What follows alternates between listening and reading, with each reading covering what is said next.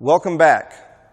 As you can see, we now have the bed off the truck, prepping it, getting it ready for sandblasting. We are going to remove the cab since we're going to be doing the body mounts, putting new body mounts on it. We're going to go ahead and remove the cab shortly, remove the fenders, remove the cab, get the body mounts ready. We're going to sandblast the whole frame front to back, get it very clean, prep it, get it ready for some primer, get it ready for some black paint, make it look real nice. The bed wasn't too bad, just kind of working with some of the rusty bolts. And as you can see, what we're going to have to do since our new fuel cell came in, we're actually going to be drilling out these rivets. I'm going to remove the wiring that's left over from the backup camera. We're going to drill out these rivets, remove this centerpiece, and make way, get ready for our new fuel cell to go in. Came in yesterday, it's right over here. Didn't take too long to get shipped out pretty quick. This is from Boyd Welding out of Florida. Now this one does have the Aeromotive Stealth 340 fuel pump in here. It's going to be able to supply plenty of fuel to our LS engine. Here's our new aluminum radiator. I put a new fitting on it here. This goes up to the manifold, the cooling line. Put some Teflon tape, made sure that it was tight. I had to order this little adapter separate. It did not come with this particular kit. Also, in addition to the fuel cell, let me show you what we got. We ordered this particular kit. It's a special Corvette fuel filter with return, for the LS engines. So what this is going to do, the fuel that's not used, it will return it back to the fuel cell. A little bit more efficient, get a little bit more bang for our buck when it comes to using our fuel and being fairly efficient. Well, let me get ready to remove our little bracket here, our brace, to make room for the fuel cell. I'll remove the harness here in a minute.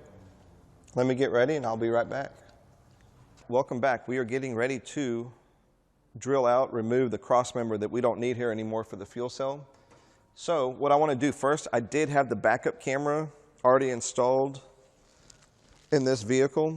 It's dangling right now, but I'm going to remove this, put it in a safe spot. This one is the night vision LED backup camera. I already disassembled it from the bed, of course, before we moved the bed off. So let me just do a quick snip. Let's get this out of the way. I'm going to try and be careful and make sure the camera doesn't slip. We're going to see if we can find there's a quick connect section somewhere around here. Let's see if we can find it. We're going to pull it through, get it out of harm's way, if you will. And I don't want to have to pull the whole thing. This camera does have a quick connect right here. So let's undo this part.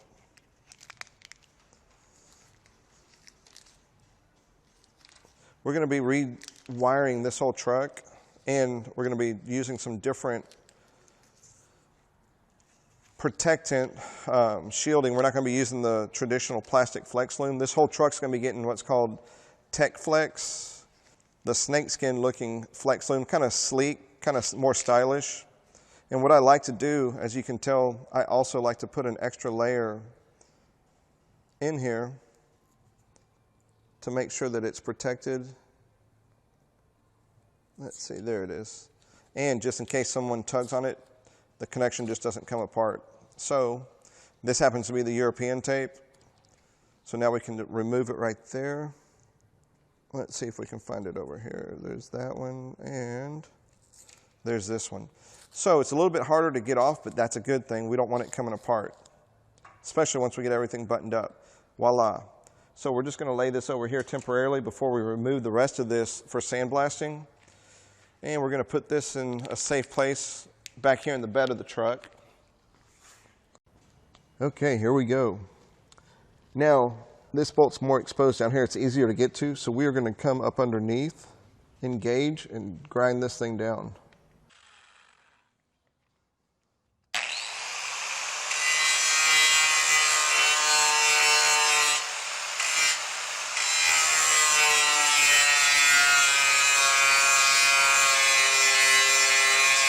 Very excited about getting the fuel tank in.